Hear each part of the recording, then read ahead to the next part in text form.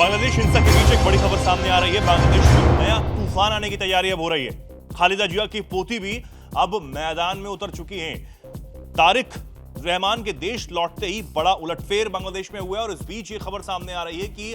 एक और नई जो पीढ़ी है वो बांग्लादेश के राजनीतिक मैदान है उसमें कूदने जा रही है और एक बड़ा उलटफेर अब बांग्लादेश में होने जा रहा है। जिस तरीके से मोहम्मद यूनुस बांग्लादेश की सत्ता इस वक्त संभाल रहे हैं, लेकिन कट्टरपंथियों के इशारे पर वो काम कर रहे हैं उसको हटाने के लिए, और दूसरी तरफ बीएनपी के एक बड़े लीडर के तौर पर देखा जाता है और जो उनके बेटे 17 सालों बाद अपने परिवार के साथ बांग्लादेश में वापसी कर पाए हैं, क्योंकि शेख हसीना इस वक्त देश में नहीं है। वो शेख हसीना जिसे जो कि देश छोड़कर भागना पड़ा, भारत में उन्होंने शरण ली हुई है, लेकिन इस बीच बांग्लादेश में बहुत कुछ बदल रहा है, पलट रहा है और हम देख रहे हैं कि बांग्लादेश में हालात चल रहे हैं वो किसी भी लोकतांत्रिक देश के लिए ठीक नहीं है, कोई अच्छी बात नहीं है। यहाँ शेख हसीना को देश छोड़ने की जो है वो मजबूर होना पड़ा। वहां पर खूब बवाल मचा, कट्टरपंथियों ने जो उत्पात वहां पर अब तक मचाया है और लगातार जो मचा रहे हैं वो पूरी दुनिया देख रही है। खासकर जो हिंदू हैं, जो अल्पसंख्यक वहां पर हैं, उनको टारगेट किया जा रहा है, उनको निशाना बनाया जा रहा है। लेकिन इस बीच तारिक रहमान भी 17 सालों बाद बांग्लादेश वापस आए हैं। उन्होंने उस्मान हादी की जो कब्र पे जाकर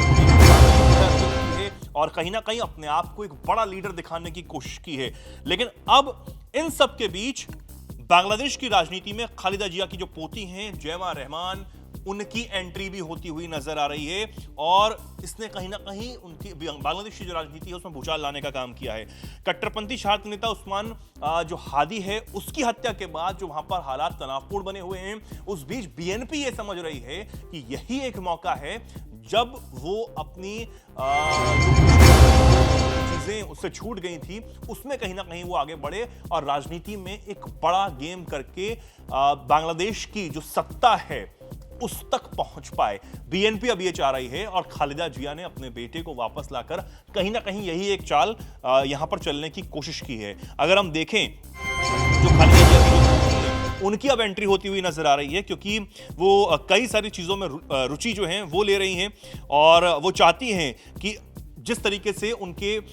जो पिता हैं तारिक रहमान, उनको एक बड़े लीडर के तौर पर कहीं ना कहीं देखा जा रहा है। उनका भव्य स्वागत बांग्लादेश में पहुंचते ही किया गया। कहीं ना कहीं अब वो ये चाहते हैं कि उनकी बेटी भी जो जैमा रहमान है वो भी अब आगे बढ़े और बांग्लादेश के लिए बीएनपी से जुड़कर एक अच्छा काम जो है वो कर सकें। तो बांग्लादेश की सियासत में जिया के परिवार की जो चौथी पीढ़ी है उसकी एंट्री को लेकर अब चर्चाएं जोरों पर हो रही हैं। तारिक रहमान की क्योंकि इकलौती बेटी हैं जैमा रहमान अब पूरी तरीके से सियासत में कदम रखती हुई यहां पर नजर आ रही है। बांग्लादेश नेशनलिस्ट पार्टी यानी कि बीएनपी से जुड़े जो लोग हैं वो अब हालिया जो घटनाक्रम है उस बीच ये संकेत भी दे रहे हैं कि जो उनकी पोती है खालिदा जिया की, वो आने वाले समय में पार्टी और देश की सियासत में एक्टिवली पार्ट ले सकती हैं, भूमिका जो है वो निभा सकती हैं। 17 साल बाद लंदन में निर्वासन जैसी जिंदगी जीकर खालिदा जिया के बेटे अपने परिवार के साथ जब वापस आए हैं तो उनके ऊपर अब पूरे देश की निगाहें जो हैं वो हो रही हैं। मोहम्मद यूनुस से कहीं ना कहीं वो अपनी जो चर्चाएं हैं, जो साठगांठ है वो बिठाने की जरूर कोशिश करेंगे, क्योंकि एक तरफ मोहम्मद यूनुस का भरोसा जीते बिना वो बांग्लादेश में नहीं रह पाएंगे, ये उन्हें समझ आ गया है। लेकिन दूसरी तरफ अगर हम देखें तो बीएनपी ये चाहती है कि किसी भी सूरत में आने वाले जो फरवरी में चुनाव हैं उसमें बीएनपी को एक बड़ी बढ़त मिले। हमने एक आपको खबर बताई थी जिसमें ये कहा गया था एक रिपोर्ट के आधार पर कि एक सर्वे वहां पर हुआ और आने वाले जो चुनाव है उसमें बीएनपी को एक बड़ी बढ़त मिल सकती है। अब ये जो खबर है बीएनपी के लिए एक बहुत अच्छी है और शायद इसी चीजों को आगे बढ़ाने के लिए जो तारिक रहमान हैं वो बांग्लादेश में आए हैं। हालांकि हम भारत के लिहाज से खबर को देखें तो भारत के लिहाज से भी एक बड़ी खबर इसलिए माना जा रहा था क्योंकि भारत के लिए बांग्लादेश में अपनी स्थिति को मजबूत करने के लिए बीएनपी ही एक आधार बचता है और अगर बीएनपी से उसके रिश्ते खट्टे हो जाते हैं भारत के, तो कहीं ना कहीं भारत के लिए आने वाले समय भी मुश्किल भरा हो सकता है। इसलिए ही शायद खालिदा जिया की जब तबीयत बहुत ज्यादा खराब हुई, अस्पताल में वो भर्ती हुई, तब प्रधानमंत्री नरेंद्र मोदी ने उनके लिए खास पोस्ट किया था, जल्द स्वस्थ होने की कामना की थी और यह भी कहा था कि जो जरूरत होती है तैयार जो है वो खड़ा रहेगा। तो उसके पीछे अगर हम देखें तो एक इनडायरेक्ट मैसेज कहीं ना कहीं ये था कि भारत को अपनी स्थिति जो है वो बांग्लादेश में मजबूत करनी है। जो इस वक्त भारत विरोधी जो वहां पर काम हो रहे हैं, भारत विरोधी जो नारे लगाए जा रहे हैं, विवादित टिप्पणियां भारत के लिए की जा रही हैं, जहरीले बोल भारत के लिए बोले जा रहे हैं, उसमें कहीं ना कहीं कमी उस नाराजगी को खत्म किया जाए। जो कट्टरपंथी वहां पर खूब भारत के खिलाफ एक एजेंडा बनाने पर तुले हुए हैं, उसको ध्वस्त करने का काम जो है वो आने वाले समय में किया जाए। तो ये यहां पर लगातार हो रहा है। लंदन में रहते हुए जो जैमा रहमान है, उन्होंने क्वीन मैरी यूनिवर्सिटी से कानून की पढ़ाई पूरी की है और लिंकस इनसे जो बैरिस्टर है वो बनी है, पढ़ी लिखी वहां पर हैं और कानूनी पेशे के दौरान उन्होंने आम लोगों के साथ भरपूर यहां पर काम किया है, जिससे उनके बेहतर सहानुभूति, ईमानदारी और न्याय की समझ